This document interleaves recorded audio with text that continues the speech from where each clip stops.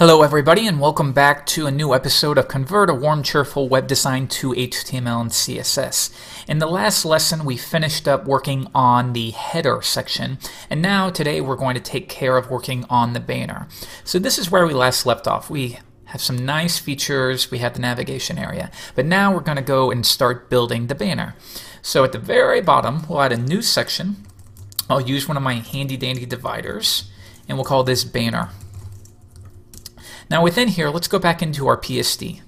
Now what we can see here is that, remember in a previous lesson I noted that we need to make sure that this background can extend vertically as much as possible, even when this text turns into 4 paragraphs. Otherwise we don't want it to spill over into this background and that'll look really strange. So the only way to do that was to have a wrapping div. What you'll find here, we had a banner wrap, and then the inner banner is responsible for the centered content at 960 pixels. So let's begin by taking the banner and applying this background and setting some other values. So we'll go here, go back to our style.css file, and we'll begin. Get the banner element, and the first thing I want to do, again, is make sure that I clear everything just in case. If there's any floated elements above it, this will make sure that no matter what, it clears those. Next, we need to apply that background image. So we can go to background, and the source is going to be go up to the root, go into the images folder, and we called it bannerbg.jpg.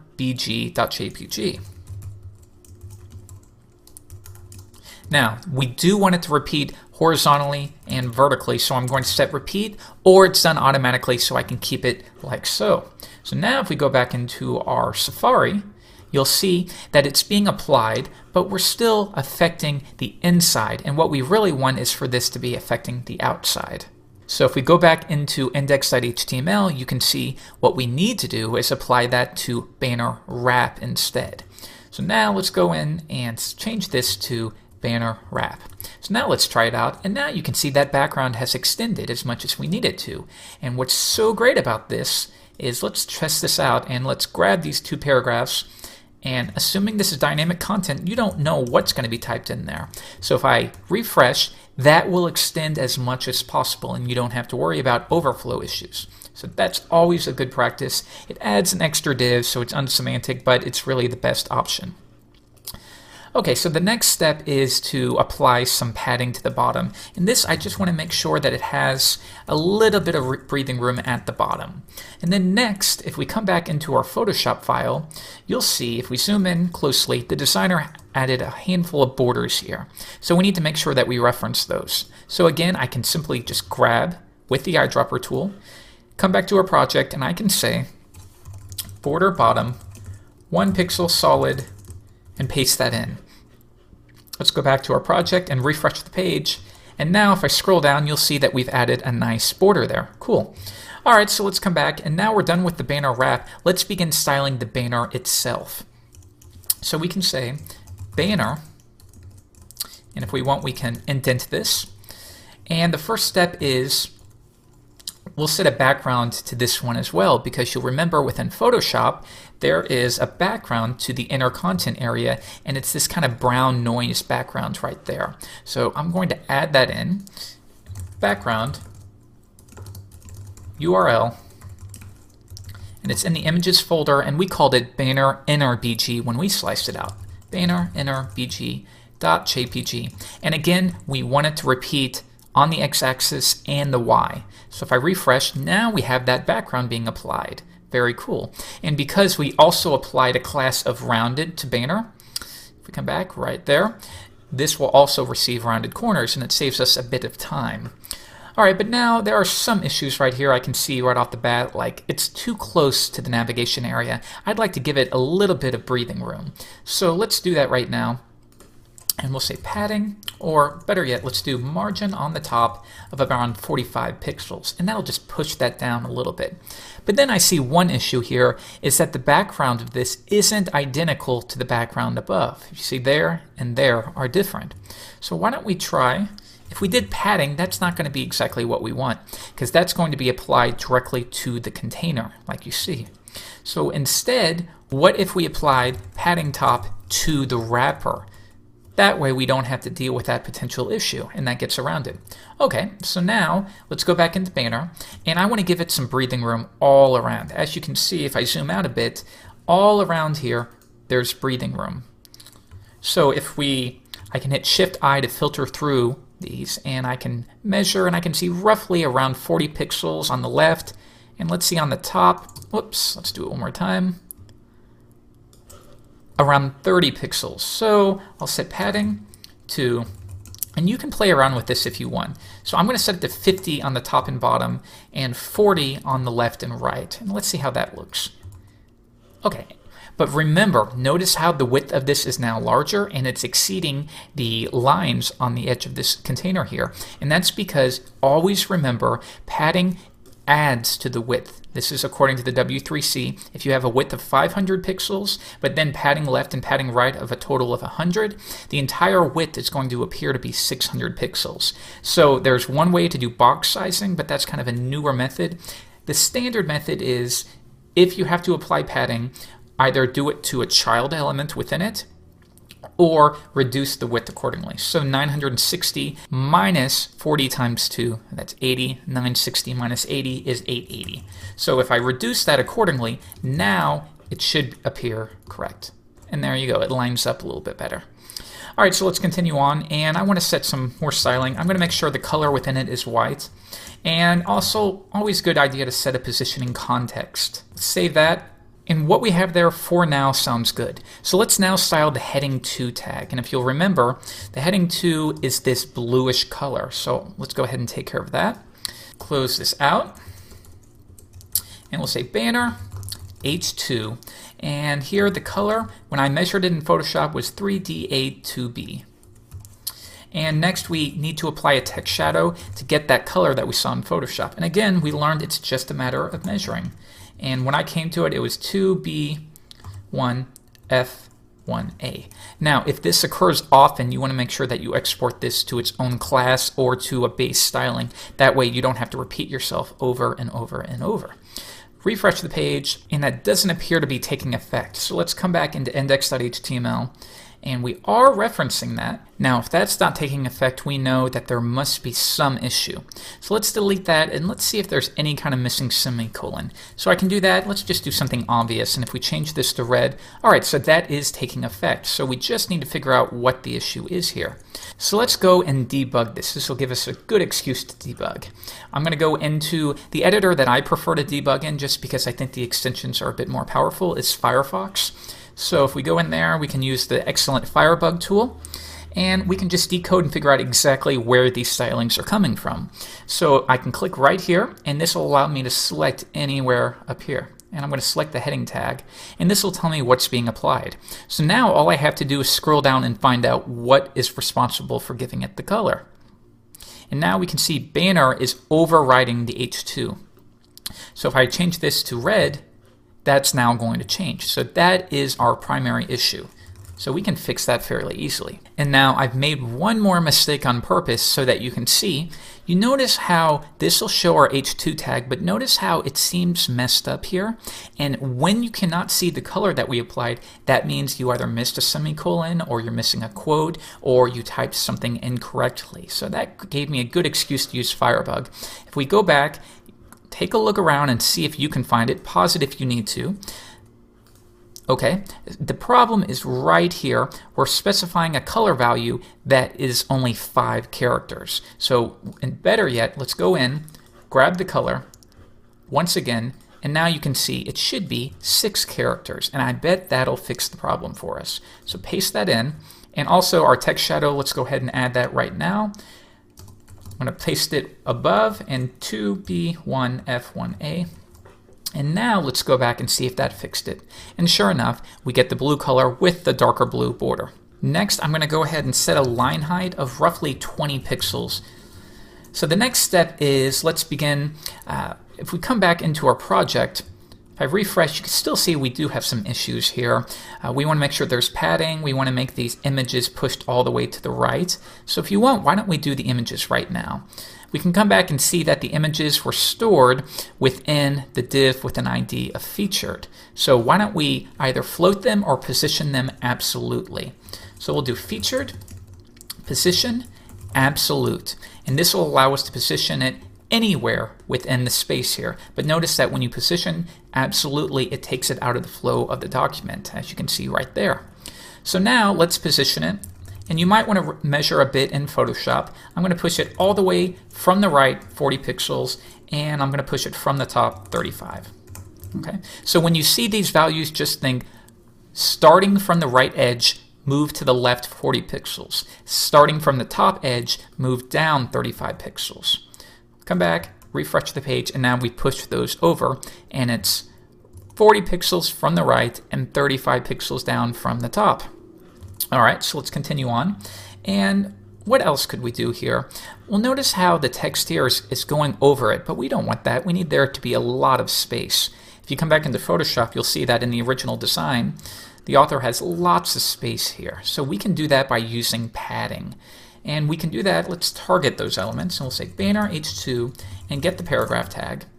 And all we're going to do here is apply, and you can use the ruler tool in Photoshop again, and apply padding right of around 400 pixels. So if I refresh, that still doesn't appear to be enough. So if we try 600, that's going to work. So if we need to get a better value, all we have to do again is just grab our helpful ruler tool and just measure from one end to the other. And here we can see it's roughly around 517 pixels. So let's see if we can get away with that. 517, and that's a rough estimate, but that looks pretty good, so that'll line up perfectly. All right, so now let's come back, and we need to take care of quickly those buttons. So let's come into Photoshop and notice how these don't even have to be buttons. If we want later, we can turn them into anchor tags. But there's a button. So one good idea is, why don't we apply a class name of button to these, or we can just target them directly as button. It just depends on the circumstance. So we'll come back up and we'll say here banner input, and let's also grab the banner button. So this way we deal with whether it's a submit input or it's a button specifically. And all I'm going to do for now is apply some margin right of 20 pixels, and that's going to allow for that space that you see right there. So let's come back, and if I refresh the page again, now we have a little bit of space. Later on down the line, we'll begin working on the actual button styling itself. So now I'm going to style the featured images. So if I come back, in the featured, we have just 2 images. So we could use the figure element for this, but we're not going to worry about that in this case. So let's come back and we'll say featured IMG. But what I want to do in this particular case is target this very first element. So traditionally, you might go ahead and add a class or an ID to it, but what's smarter, why don't we take advantage of pseudo classes? And I can say, grab that very first image that occurs within the featured section. Get the first child of the div with an ID of featured. So we go featured image, first child, and this is referred to as a pseudo class. So now all I have to do here is set if I want to move it top left, bottom right, I have to make sure that there's a positioning context. So I'll set that and then push it over 160 pixels, starting from the left, pushing right, and then starting from the top, pushing down, I'm going to push it 14 pixels. Refresh the page, and now you see I pushed that over. And all I'm doing here is making sure that it lines up correctly right here. So we can see later this next image is a little bit lower, it's behind it, and then again both of them have some shadows. Alright, and it also looks like both images are coming below the brown background. Alright, we can take care of that. Next, let's grab both of the images. So this will style both of them, and we're going to apply that WebKit box shadow. So we're going to do from the X offset 0 pixels, and then the Y offset, we're going to push it down 3 pixels. And then how much blur do we want? About 15. I'm going to have a lot of blur. And here, just in Photoshop, all you have to do is measure that shadow that you saw. And I came to 143D47. Okay, so WebKit, that is what Safari is run on, so that'll take effect. And now can you see that both of these images have this darker shadow behind it? Very cool. So that should line up just fine. The only final thing I need to do here is compensate for Mozilla and the official form, like so. Okay, so the last thing we want to do here is style the breadcrumbs. So notice that underneath we have breadcrumbs, we have a cool arrow, which we may get to later, and we have the blue background. And the background looks like it's underneath the brown because we can see the bottom corner of the brown, so it's on top of the blue. Okay, let's figure out how to do that. Well, we know that we placed it within a paragraph with an idea of breadcrumbs, just to keep it simple. So let's do that right now. Breadcrumbs. And next I'm going to apply a static background color. If we go into Photoshop and I open up my color palette tool, you'll see that we have a base color right around there. So I can use that. But take a look a little closer, and if I select multiple areas, refer here and notice how the designer is using a slight gradient right here. So first, let's create a fallback for the browsers that don't support gradients. And now we're going to do another background for the browsers which do support gradients. So we'll do one together, and we'll start by getting a color. Okay, that looks good for the first one. So why don't we start with Mozilla, and we'll say Moz linear gradient. And we begin by specifying what direction. It's going to go from top to bottom. And the next value is going to be what is the starting color. And the final value, at least in this case, is going to be what is the final color. So let's go to the very bottom, grab that, and we can paste it in. So now if we go back into our project, paste that in, that'll take care of Firefox. And let's go ahead and check that out. Refresh the page, and now you probably can't see it just yet, but we do have a bit of a gradient. So if you want to see that take shape, let's apply a line height, and that's going to almost simulate the process of adding some padding. So it's a very subtle gradient, but that is the key to good design. Alright, so now notice how it's coming above the banner, and that's because lower in the markup it's going to naturally receive a higher z-index. So if we want to override that, we can do so by setting a z-index. But we can't apply a z-index without a positioning context once again. So I'm going to set position to relative and set z-index equal to 2. And now what's going to happen here if I refresh is that nothing happens. And how come is that? And that's because, well, we've set a positioning context and a z-index, but we want the banner area to have a much higher z-index, or just higher. So let's go back into banner, and I can add that right here. And we'll say banner positioning context has been set. So now I'll set a z-index of 3, 1 higher. And let's try that out. Refresh the page, and now can you see that the banner is coming above? Alright, so now let's go back, and if we want it to be tucked underneath, we can use top -6 pixels, and this will only work because we've set a positioning context. Come back, refresh the page, and notice how we're tucking it underneath. Very cool. So let's go back into Photoshop and take a look at what we have here. Notice we have rounded edges here as well. So let's come back into our project. And if you wanted, you could do it right here. That would be one option, is just to add that helper class that we've applied right there. Now we also need to add some padding around this text. It's a little bit too much. So all we have to do is measure, come back to style, and we'll apply 40 pixels worth of padding on the left and right, and then 0 on the top and bottom. And that'll just give it some more room. But again, we have to compensate and reduce the width by 80 pixels. There you go. And now notice how that lines up really nicely. So the last thing I want to do here is notice how the text has a little bit of shadow. So we can just grab one of those colors, copy it, and we'll take the text and make it equal to white. Color is white. And then text shadow is we're going to go 0, and we're going to push it up just a tad, and we're going to paste in that color that we had. So if I zoom in just a little bit, you'll see now we have that white text and the border, but we still haven't affected the anchor tags because those have more weight. So let's target those as well while we're here. Breadcrumbs, A. And again, color is white. And why don't we also make the font weight equal to bold? And now we get just a little bit more. So I'll zoom all the way out, and that looks pretty good for now. We have our whole banner section set up. Now if you decide that you want more room right up here, you can freely come back, and all you have to do is go back to featured and set the padding right, and you could bring it down back to 400 like we originally had it if you want. It's just a matter of what you need there. So we do need to work on the line height a little bit. We need to clean up these buttons, and we also need to take a look at the margins here. So let's move this over to Firefox, refresh the page, and if I take a look here, hover over the H2 tag, and I can go to the Layout tab, and I can review everything that we have here. So I'm thinking that the padding that we applied is maybe too high on the top and bottom. So why don't we take that down to 30, more like we originally saw in the design, and maybe that's a little bit better. We could experiment with 40. Maybe 40 is good. And then the last thing is I want to make sure if I scroll down, that the top of the text lines up perfectly with the top of these images that you see right here. So that's the first step, is change the banner padding on top to 40 pixels. So we'll simply grab that and put it 40 pixels all around. And next, I want to go into the featured section and make sure that its position is compensated for as well. So if we go down to 20, I can line that up, and that's important. Make sure everything lines up. And here I came to 24 pixels, so I'll go ahead and add that in as well. So let's save that, come back, refresh the page, and now we have much nicer lines. Now if you wanted to make things line up better and make sure that no matter what, this area is consumed and this isn't overflowing too much, you can go back into Banner and adjust the padding so that maybe the bottom padding is 50. So you could say 40 pixels, 50, 40 for top, right, bottom, and left.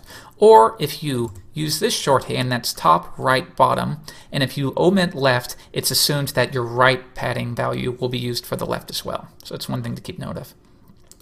Refresh the page, and that's going to be good for now. So we've taken care of our header, and now we've set up our banner section. In the next lesson, we're going to be styling all of this main area, but this is the simple process of going back and forth from a Photoshop file. So stay tuned, and I'll see you in the next lesson. Bye.